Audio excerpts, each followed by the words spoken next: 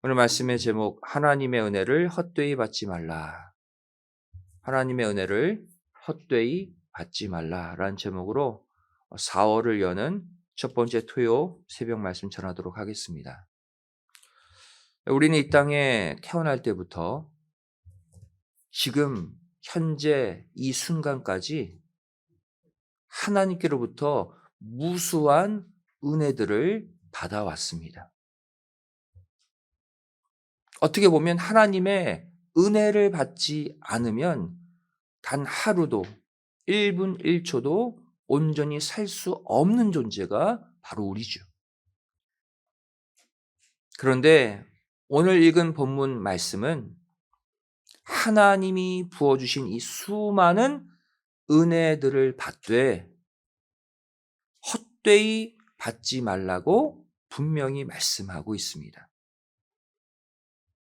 이 시간 하나님의 은혜를 헛되이 받는 것이 무엇인지 헬러 원어의 의미를 가지고 함께 생각해 보기를 원합니다.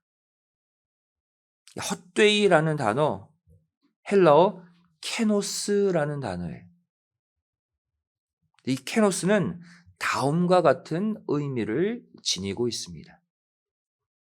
첫 번째로 헬러어 케노스는 아무 결과 없이, 성과 없이 라는 뜻을 가지고 있어요. 아무 결과 없이, 성과 없이. 누가복음 20장 10절, 11절에 이러한 용도로 사용되고 있죠. 때가 이름에 포도원 소출 얼마를 바치게 하려고 한 종을 농부들에게 보내니 농부들이 종을 심히 때리고 거저 보내었거늘. 거저 케노스. 다시 다른 종을 보내니 그도 심히 때리고 능욕하고 거저 케노스 보내었거늘. 열매를 거두러 주인이 종들을 보냈는데 아무런 소득이나 성과 없이 빈손으로 돌려 보냈다는 의미죠. 이 포도원의 비유는 우리에게 무엇을 알려주고 있습니까? 지금까지 하나님이 우리를 당신의 은혜로 먹이고 입히신 이유는 우리로부터 신앙의 열매, 믿음의 결과물을 얻기 위함이라는 뜻입니다. 하나님의 은혜로 나만 배부르게 잘 살려고 주신 게 아니라 하나님께 드려야 될 열매가 있다는 거예요. 지금까지 우리는 말씀의 은혜, 성령의 은혜, 보호의 은혜, 이끄심의 은혜, 수많은 다양한 하나님의 은혜들을 받았죠. 그렇다면 이것에 합당한 신앙의 열매, 신앙의 결과물을 내야 한다는 거예요. 그 신앙의 열매가 없다면 하나님의 은혜를 헛되이 받는 모습이 된다는 것입니다. 두 번째 헬라어 케노스는 목적 없이라는 뜻도 가지고 있습니다. 목적 없이. 갈라디아서 2장 2절 말씀 보시면 계시를 인하여 올라가 내가 이방 가운데서 전파하는 복음을 저희에게 제출하되 유명한 자들에게 사사로이 한 것은 내가 다름질하는 것이나 다름질한 것이 헛되지 케노스 않게 하려 함이라. 여기에 케노스가 사용되어 있죠. 다른 박질이 헛되지 않게 하려 함이라. 사도 바울은 이 다른 박질에 관해서 고린도 전서에서 다시 이렇게 설명하고 있습니다. 고린도전서 9장 26절, 27절에 다시 다른 박질을 말하고 있어요. 그러므로 내가 다름질하기를 향방 없는 것 같이 아니하고 싸우기를 허공을 치는 것 같이 아니하며 내가 내 몸을 쳐 복종하게 함은 내가 남에게 전파한 후에 자기가 도리어 버림이 될까 두려워함이로라. 결국 바울이 가장 두려워했던 것이 무엇이었습니까? 또 오늘날 우리가 가장 두려워해야 할 것이 무엇입니까? 열심히 복음을 전파해서 수많은 영혼들을 살리고 구원했는데 자신은 분명한 목적과 방향 없이 달려가다가 정작 자기 자신이 구원을 얻지 못할까 봐 두려워했다는 거예요. 우리도 이러한 두려움을 가지고 신앙생활을 해야 한다는 것이죠.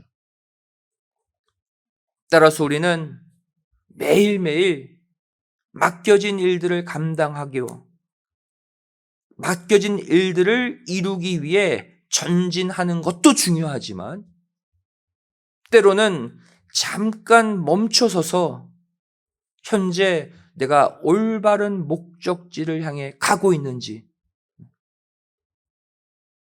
향방 없이 헤매고 있진 않는지 스스로를 점검할 필요가 있다는 것입니다. 그렇지 않으면 열심히는 살지만 나도 모르게 신앙의 정로에서 이탈할 수 있다는 것이죠. 이렇게 올바른 목적의식 없이 뚜렷한 방향성 없이 무조건 열심히만 사는 것도 하나님의 은혜를 헛되이 받는 모습이라고 성경은 말씀하고 있는 거예요. 마태복음 24장 37절 말씀 보시면 마지막 때는 노아 때와 같다고 말씀하고 있죠. 그렇다면 우리도 노아처럼 믿음의 방주를 지어야 한다는 말인데 하나님은 다음의 목적을 가지고 각자의 방주를 지으라고 말씀하고 있어요. 올바른 방향을 가지고 방주를 지으라는 거예요. 창세기 6장 14절에 기록되어 있죠.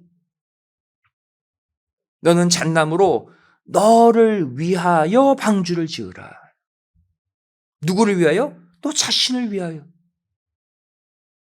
다른 사람이 아닌 너 자신을 위해 믿음의 방주를 지어야 성공한 사람이라는 거예요.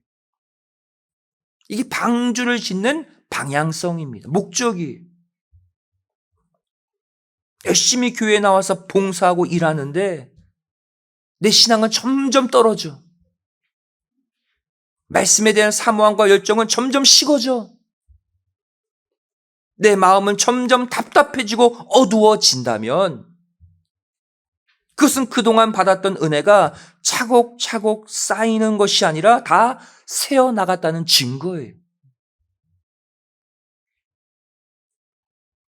말씀의 잣나무를 끼우고 기도의 역청을 바르고 정한 영혼, 부정한 영혼 할 것 없이 다 살리기 위해 영적 양식도 준비하고 노아처럼. 하지만 이 모든 행위들을 통해 내 신앙이 성장하지 못하고 내 믿음이 굳게 서지 못한다면 이 또한 하나님의 은혜를 헛되이 받은 게 된다는 거예요.